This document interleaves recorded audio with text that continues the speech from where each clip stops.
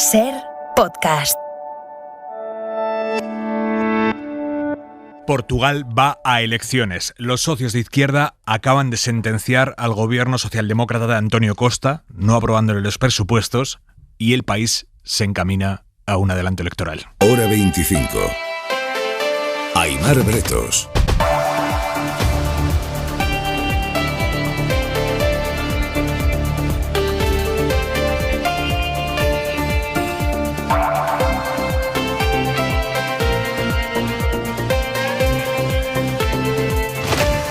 Tras la espantada de los socios minoritarios de izquierda, a esta hora todo depende del presidente de la República, pero él durante el día ya ha dejado claro que sin presupuestos no queda otra que ir a las urnas. Unas elecciones muy inciertas porque el principal partido de centro-derecha no tiene siquiera candidato y la que se frota las manos es la extrema derecha, que podría pasar de ser algo marginal a convertirse en tercera fuerza del Parlamento portugués. Vámonos a Lisboa, corresponsal Lucas Font, buenas tardes. Buenas tardes. Los 108 votos a favor de los socialistas no han sido suficientes para evitar el rechazo a los presupuestos, que han recibido 117 votos en contra, incluidos los de los antiguos socios del gobierno. Tengo la conciencia tranquila porque hice todo lo que estaba a mi alcance sin aceptar lo que considero que el país no podía soportar, ha dicho el primer ministro Costa en referencia a las demandas del bloque de izquierda y del Partido Comunista. Los socialistas han lamentado la falta de apoyo a este presupuesto, que califican como el más a la izquierda de los últimos años, con un aumento de 40 euros en el salario mínimo o las medidas para retener a los trabajadores en el Servicio Nacional de Salud. Las elecciones del gobierno no tienen nada de izquierda ni dan respuesta a los problemas del país, ha asegurado la líder del bloque, Catarina Martins. Ahora todo está en la mano del presidente de la República, que se reunirá hoy mismo con Costa para comenzar a definir la fecha para la convocatoria electoral. Y mientras tanto, aquí en España, los socios de gobierno han pactado hoy una salida salomónica, una salida asumible para las dos partes a la crisis derivada por la negociación de la reforma laboral. Ahora les vamos a contar todos los detalles. Antes, la previsión del tiempo. Luismi Pérez, buenas tardes. Buenas tardes. Pocas lluvias todavía a las inmediatas horas. Vamos a ir teniendo algunas en Baleares, que de hecho mañana por la mañana se van a hacer algo más frecuentes, especialmente en Menorca y en Mallorca. Algún chubasco afectará a la costa de Castellón, la de Tarragona, la de Barcelona y Girona, y algunas nubes bajas otra vez cerca del Ebro, el interior de Galicia, de Euskadi o en Castilla-La Mancha. Durante la tarde del jueves llegarán nubes por Galicia, también a Asturias y al oeste de Castilla y León, y en esas zonas acabará lloviendo mañana ya a última hora. Temperatura que sube en el Cantábrico el jueves y el viento del sur, que se irá reforzando bastante en Galicia. Noche de Liga. Jesús Gallego, buenas tardes. Buenas tardes. Tenemos 3 partidos en juego. En la segunda mitad acaba de comenzar. Rayo Vallecano 1, Barcelona 0, marcó Falcao. En Mallorca 1, Sevilla 0, gol de Antonio Sánchez. Y en el Benito Villamarín, primera parte, en primeros minutos, Betis 0, Valencia 0. A las 9:30 en el Bernabéu, Real Madrid Osasuna. Y hoy en el fútbol ha sucedido algo sin precedentes. I don't know what else to say. Hi everyone, it's Josh Cavalli here. I'm at my home here in Adelaide. There's something personal that I need to share. El australiano Josh Cavalli se ha convertido hoy en el primer futbolista profesional en activo que dice abiertamente que es gay. El centrocampista de 21 años lo ha hecho a través de un vídeo que ha colgado en su cuenta de Twitter. Es un paso sin duda importantísimo, es un paso histórico. El siguiente paso será que estos personajes públicos que deciden contar que son gays lo hagan sin esa aura de drama, de confesión de algo muy secreto. Empieza Hora 25.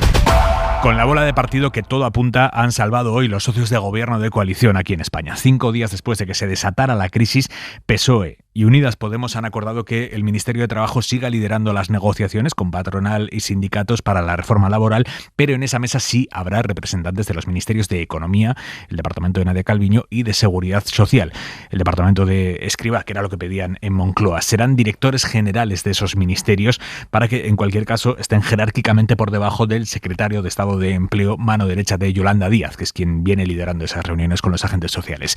Esto en lo que tiene que ver con lo metodológico. En lo que afecta al contenido, el próximo martes se van a reunir las dos vicepresidentas, Calviño y Díaz, en un encuentro que presidirá el propio presidente del gobierno, Pedro Sánchez, para fijar posición conjunta sobre qué hacer con la reforma laboral, hasta dónde llegar y hasta dónde no.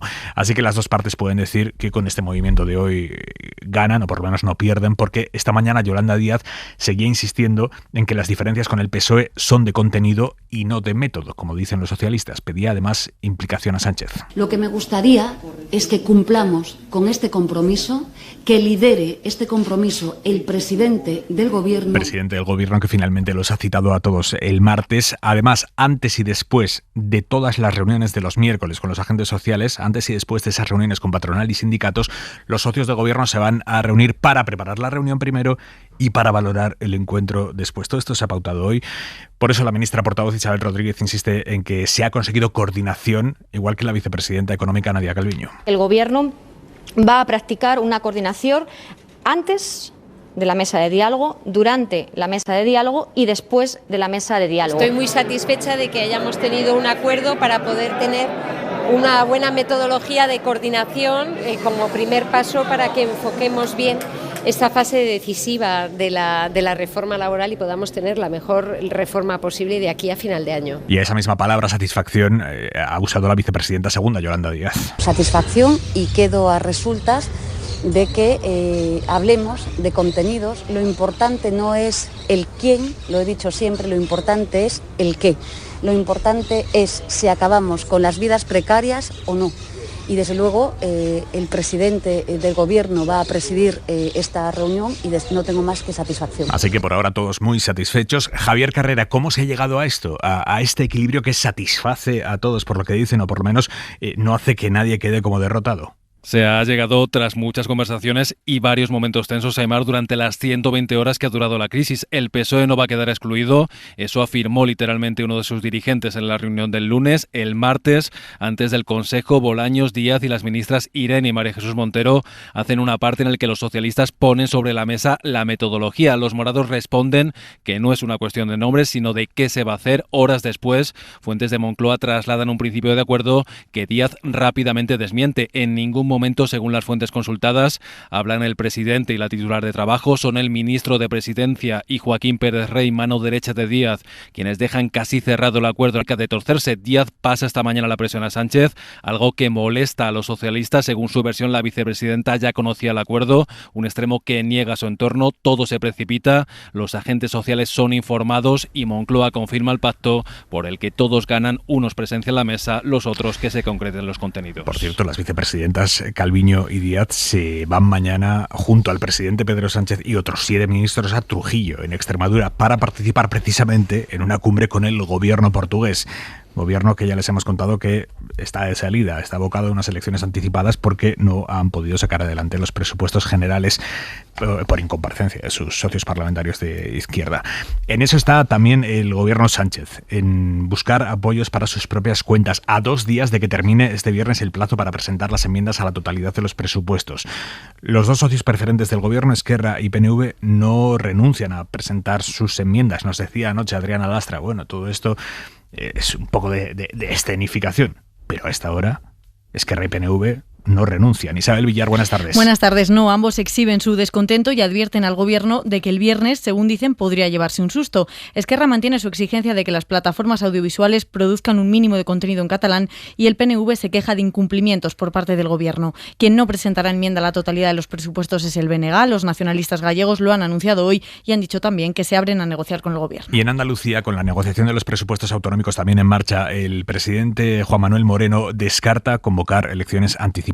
El ronrón de un adelanto es constante allí en la crónica política andaluza, pero hoy, en el debate de política general, el presidente autonómico lo ha descartado. Radio Sevilla, Ana Fernández. Moreno Bonilla ha dejado claro que queda un año de legislatura que hay que aprovechar, según el presidente andaluz, para seguir haciendo reformas, y para eso es imprescindible que Andalucía pueda contar con los presupuestos que serían los más elevados de la historia, 43.800 millones, y para sacarlos Moreno sigue dispuesto a negociar sin vetos. Estamos dispuestos, y lo vuelvo a reiterar una vez más, dispuestos a negociar sin vetos hasta la extenuación con todos los grupos políticos de esta Cámara. Esta tarde el duro discurso de la portavoz socialista Ángeles Ferriz, que ha llamado a Moreno mentiroso, cínico, muy del PP y muy de derechas, ha evidenciado que el apoyo del PSOE a las cuentas es difícil, aunque Moreno Bonilla le ha vuelto a tender la mano, al igual que al resto de grupos. Y hablando de cuentas, en Madrid hoy el gobierno de Isabel Díaz Ayuso ha presentado las suyas, unos presupuestos para los que Ayuso todavía no tiene acuerdos suficientes. Necesita a Vox, que no ha dado todavía su sí. El gasto de la comunidad aumenta un 15% más, con sanidad como la partida que menos crece. en términos relativos. Radio Madrid, Javier Bañuelos. No solo crece menos que las demás, es de hecho la partida que menos sube de todas a nivel porcentual. Un detalle menor para el consejero de Hacienda de Ayuso. Los porcentajes, usted sabe que es algo relativo, depende del numerador y del denominador. La atención primaria, tan maltratada, según sus propios profesionales, solo recibirá 76 millones más, prácticamente lo mismo que se va a invertir en ampliar 2 líneas de metro. Las primeras cuentas de Ayuso contemplan un gasto de 23.000 millones, son 3.000 millones más que los anteriores, aunque un tercio de esa subida se nutre de los fondos europeos. Ayuso negocia ya con Vox, aunque solo necesita 4 abstenciones de la ultraderecha para sacar estos presupuestos. Por cierto, que Ayuso ha vuelto a insistir hoy en lo que dijo sobre ETA, que ETA está ahora más viva que nunca, por mucho que se cumplan 10 años del fin del terrorismo. Eso lo dijo el viernes. Isabel Díaz Ayuso le contestó aquí el lunes en Hora 25 el expresidente del gobierno, José Luis Rodríguez Zapatero. Siento tristeza, porque ella pertenece a un partido que, como todos, sufrimos juntos, que luchamos juntos, que vimos el final juntos y que debíamos de estar recordándolo juntos. Banalizar el mal, decir que lo que hay ahora eso es cosa de terroristas, banalizar el mal de una manera que eso te lleva a no saber lo que es el bien. Pero hoy Díaz Ayuso le ha contestado a Zapatero. Lo que sí se ha blanqueado posteriormente es la presencia de ETA en las instituciones, y lo que están consiguiendo con eso solamente es, al final, que la lucha armada haya funcionado, es decir, que ETA consiga sus fines por matar o por dejar de hacerlo. Por eso digo que ETA está viva, porque busca la independencia del País Vasco y hoy se sienta en nuestros escaños con nuestros presupuestos. Ya solo falta que Zapatero y el entorno del PSOE digan, como ya están dejando caer, que ETA es buena y el PP es malo. Respeto pero no comparto, esa fue la respuesta del gobierno cuando el Tribunal Constitucional tumbó el primer estado de alarma, y eso han vuelto a decir hoy después de que el tribunal haya anulado también el segundo estado de alarma, el que duró 6 meses, desde noviembre del año pasado a mayo de este año. Miquel Iceta, ministro de Cultura, esta tarde. Todas las sentencias del Tribunal Constitucional las acato. En este caso concreto, tengo que añadir que respetuosamente discrepo. Respetuosamente discrepa Iceta de la sentencia del Constitucional, que hoy ha vuelto a dar la razón a Vox, y ya son 3 las veces en las que este órgano tumba la estrategia jurídica con la que el Gobierno y el Congreso afrontaron lo peor de la pandemia. Como en esas otras veces, con los magistrados divididos hoy, 6 contra 4. Pero esta vez hay algunas diferencias con la anterior sentencia contra el primer estado de alarma.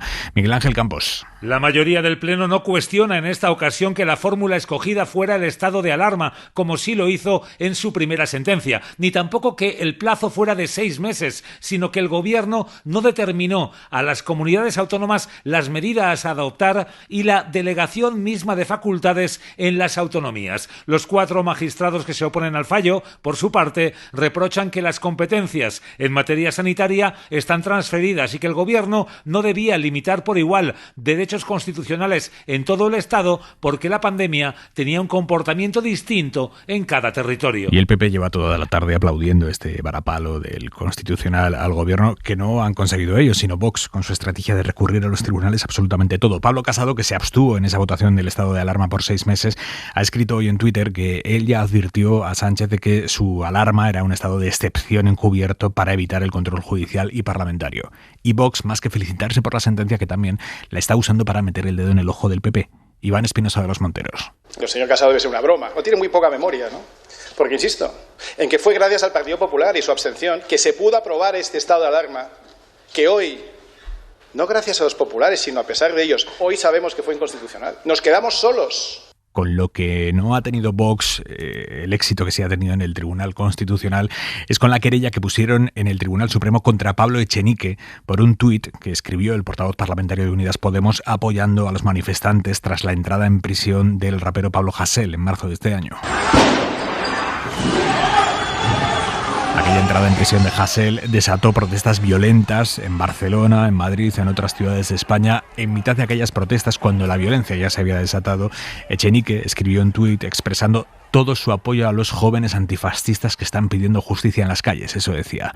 Vox lo denunció, y hoy el Tribunal Supremo da carpetazo al asunto. Pilar Velasco. El Supremo inadmite a trámite la querella de Vox y 4 denuncias más que acusaban a Echenique de distribución pública de mensajes para la comisión de un delito por el tuit donde el diputado de Unidas Podemos manifestó su apoyo a las protestas de jóvenes antifascistas por la entrada en prisión de Pablo Hasél. Además, pedía depurar responsabilidades por el pelotazo de un policía a una joven en Barcelona que le hizo perder el ojo. Según el fallo, no se aporta indicio alguno que vincule el mensaje con los graves altercados y la mera realización de comentarios que puedan incitar de un modo más o menos indirecto a los desórdenes públicos no es delito. Por cierto, sobre el ya exdiputado de Podemos, de Unidas Podemos, Alberto Rodríguez, la Junta Electoral Central lo ha sustituido ya definitivamente esta tarde, Isabel. El órgano ha expedido la nueva credencial de diputada Fátima González, que era la siguiente en la lista electoral por Tenerife. Es una decisión de la Junta Electoral que llega después de que Meritxell Batet, la presidenta del Congreso, comunicara a Rodríguez que perdía su acta a consecuencia de la sentencia del Supremo que le condenó a mes y medio de cárcel por dar una patada a un policía en 2014. Y todavía de los tribunales no desiste el exministro del Interior, Jorge Fernández Díaz, en su intento de señalar al que fue su jefe, a Mariano Rajoy,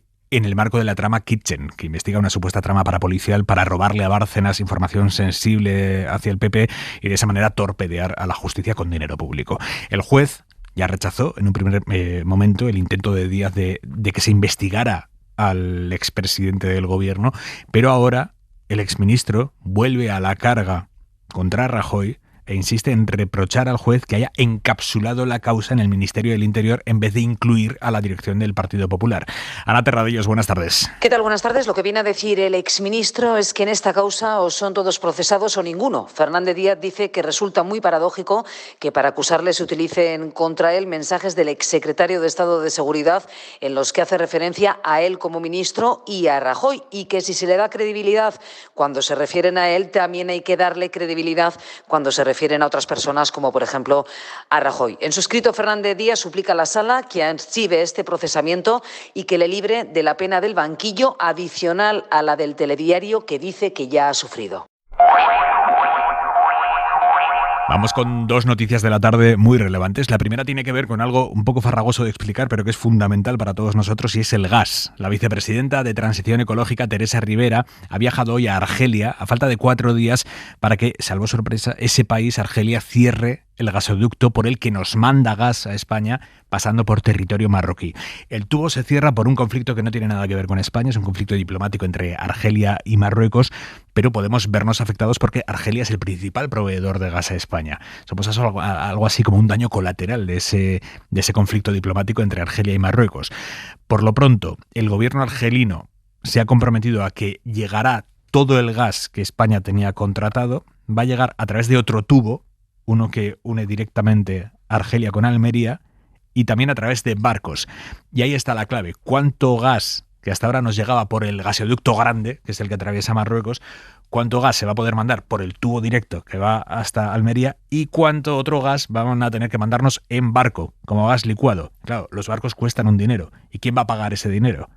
Eladio Meizoso, buenas tardes. Buenas tardes. Argelia garantiza que todo el gas contratado para los próximos meses estará disponible, usando la capacidad libre aún en el gasoducto que lo trae directamente desde Argelia o como gas licuado para transporte marítimo. Así lo ha dicho la vicepresidenta Rivera. Se ha explicitado en la garantía total con respecto al suministro, a los volúmenes de suministro pactados hoy, sino la apertura, en su caso, a estudiar cuándo y cómo, en el caso de que España reclamara, pidiera un incremento de esa oferta, esto se podría llegar a materializar. Es decir, podrán negociarse más envíos, dice, pero los plazos ya no están tan claros. Aquí ya están previstas 136 descargas de gas licuado hasta marzo. Es un 60% más interanual, según fuentes del sector. Y la otra noticia geopolítica de la tarde tiene que ver con Irán. El nuevo gobierno iraní ha decidido seguir con las conversaciones sobre el acuerdo nuclear que estaban paralizadas desde que Donald Trump abandonó el pacto en 2015.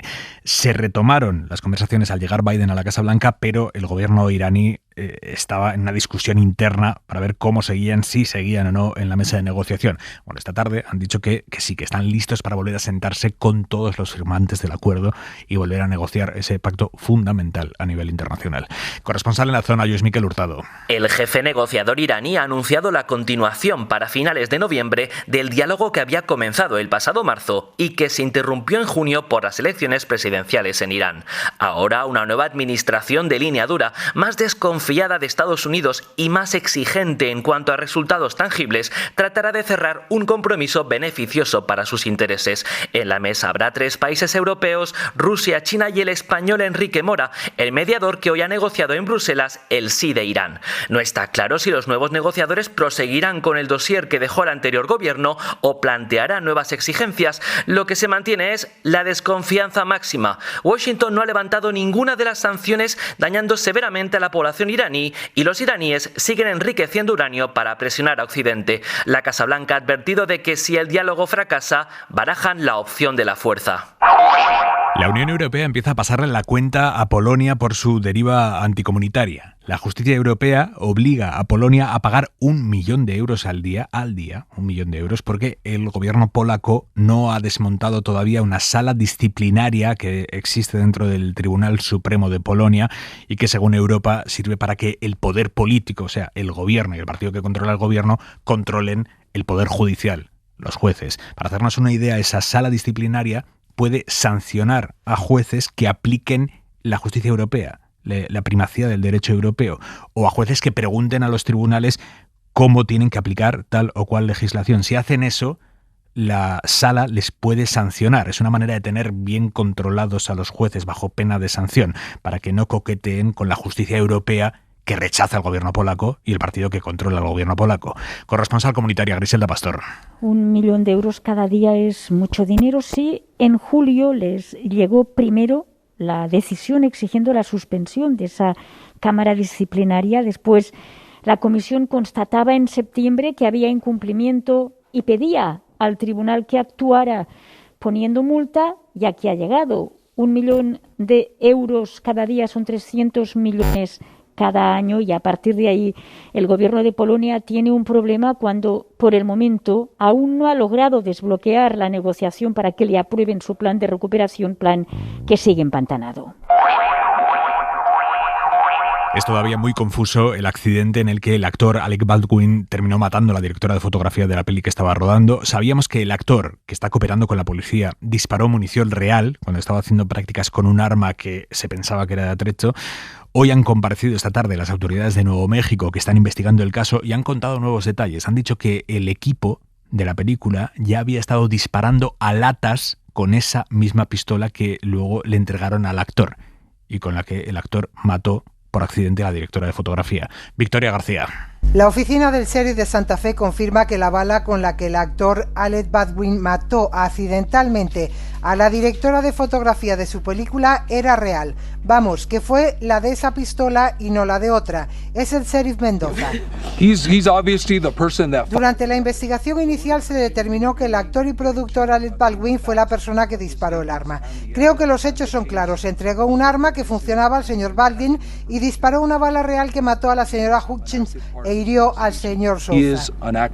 La fiscal del distrito también ha confirmado que ese mismo día ese arma fue utilizada en disparos reales varias veces, supuestamente para practicar tiro al blanco contra botes, y que había 16 personas en el lugar en el momento del accidente que también están siendo investigadas. Allí en Estados Unidos, la administración ha emitido hoy el primer pasaporte con una X en la casilla de género. Es un paso crucial para proteger los derechos de quienes no se identifican con un hombre o una mujer. La administración Biden sigue así su política de ampliar el reconocimiento a las personas LGTBI, algo que estuvo seriamente amenazado durante el mandato de Trump. Esperan que la emisión de este tipo de documentos se extienda con carácter general a partir de 2022. Informa desde Washington para la SER, Víctor Sancho.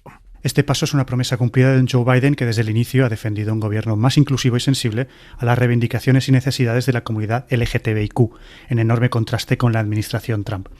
La opción del marcador X en el pasaporte se va a ofrecer de forma generalizada a comienzos del año que viene y pondrá a los Estados Unidos en el pequeño grupo de países que permiten esta opción junto a Australia, Canadá o Argentina. A día de hoy, solo una veintena de estados permitían una designación no binaria en sus documentos de identidad, y algunas aerolíneas, como American Airlines, ya tienen adaptados sus formularios de registro y embarque para incorporar la opción de género X. Frente a esos pasos, aquí en España, Vox sigue bordeando la homofobia. Hoy, por ejemplo, en Valencia ha sido la portavoz de Vox en el Parlamento Valenciano, el Escorts, Ana Vega, se ha puesto a criticar al gobierno de Ximo Puig a cuenta del sexo anal. Le acusa de promocionar esa práctica sexual a través del Instituto Valenciano de la Juventud por una campaña de educación sexual en la que se indica que el sexo anal no es una práctica exclusiva de parejas homosexuales y que recuerda que siempre hay que utilizar métodos de prevención. A Vox eso le parece fatal, le parece promocionar el sexo anal y así lo ha dicho hoy su portavoz en Les Corts, Ana Vega. Imagino que tampoco encontraremos el cierre de su Instituto Valenciano de la Juventud, organismo que se gasta el dinero de los ciudadanos en promocionar el sexo anal. Parece que gobiernan en lugar de pensando con la cabeza, pensando con sus posaderas. Respuesta del presidente Ximo Puig. El Consejo Valenciano de la Juventud, que nosotros respetamos, ha hecho unos folletos determinados, que evidentemente son folletos entre los jóvenes, que deciden los jóvenes y que nosotros apoyamos, porque creemos en los jóvenes y creemos en su capacidad de decisión. También le digo una cosa, lo del sexo anal no es obligatorio. 8:25, 7:25. Y es una de las noticias del día. La Guardia Civil ha conseguido recuperar un meteorito que cayó en un pueblo de León, en Reliegos, en 1947. Esa roca, que pesaba unos 17 kilos, acabó a la venta por 17.000 euros en una página web. Los agentes se han hecho con ella y se la han entregado al Museo de Ciencias Naturales y el hombre está acusado de un presunto delito de apropiación indebida. Alfonso Ojea. La aparición de este meteorito en una página de subastas de Internet hace tan solo unas semanas puso en marcha al Seprona de la Guardia Civil. Marcos Santos es capitán de la Benemérita en la capital. Hace años los propios conservadores se llevaron para su estudio propio, a su domicilio, muchas veces partes o fragmentos para su estudio. Entonces parece ser que esta persona falleció ya hace unos cuantos años, en el 93, y a partir de ahí es cuando se le pierde el rastro a este aerolito. El meteorito tenía un precio de salida en una subasta de Internet de 17.500 euros. Y bastante más que 17.500 euros es lo que va a ingresar el Museo del Prado, que ha recibido una herencia de más de 3 millones de euros por el piso que les dejó uno de sus trabajadores. El hombre, trabajador del museo, nombró al Prado como heredero universal en 1995, hace 26 años. El hombre murió el año pasado, ahora el Prado ha vendido el piso, 3,5 millones, un pisazo en el Retiro, 3,5 millones. El trabajador donante solo había puesto una condición, que es que el dinero se destinara a comprar obras de arte, y así va a ser. Pepa Blanes. El Museo del Prado ha cumplido la última voluntad de uno de sus trabajadores. Juan José Lena fue jefe de conservación de varias salas, pintura francesa, su favorita, pintura inglesa y pintura alemana. El Prado era importantísimo para él y por eso cuando falleció en marzo de 2020 dejó en herencia dinero, obras y propiedades. Entre estas, un piso cerca del Retiro en Madrid que ha sido subastado hoy por más de 3 millones de euros. Para Lena el objetivo era que todo ese dinero fuera usado por el museo para comprar obras y así lo va a hacer el Prado, que ya ha anunciado que tras aprobarse en el patronato serán piezas de la Escuela Francesa, un departamento que lideró desde 1989. Y a esta hora, la mirada de Xavi Vidal Folk. Atención a los próximos minutos. Portugal en crisis. Solemne tropezón en el debate presupuestario. Atención también, España. Cuando veas las barbas de tu vecino cortar, pon las tuyas a remojar, que dice el refrán. Aunque ya veremos qué barbas. Extraña crisis. Porque los sucesivos gobiernos de la izquierda cosechaban en Portugal éxitos desde hacía 6 años, tanto en coalición, primero, como más recientemente con los socialistas de Antonio Costa en minoría. Hacia adentro, aumentos históricos del salario mínimo, gratuidad de las guarderías y otras medidas que, dentro de un sólido aunque moderado programa social, contrastaron con los recortes de la exagerada austeridad anterior. Hacia afuera, la seriedad fiscal granjeó a Portugal el respeto de Europa y de los mercados. ¿Por qué, pues, esta extraña crisis política? Porque a veces es más fácil luchar contra gigantes que te atacan cuando te están atacando, como la parálisis económica de la pandemia, que sumar esfuerzos cuando ese peligro se desvanece. El cuerpo político está más débil justo cuando empieza la recuperación de una enfermedad. Y porque el retroceso en las elecciones municipales, experimentado por la izquierda radical en favor del Partido Socialista, ha inquietado a aquella y ha aumentado en respuesta su catálogo de exigencias en el presupuesto. Suscríbete a Hora 25. Todos los episodios y contenidos adicionales en la app de Cadena SER y en nuestros canales de Apple Podcast, Spotify, iVoox, Google Podcast y YouTube. Escúchanos en directo en la SER de lunes a viernes a las 8 de la tarde.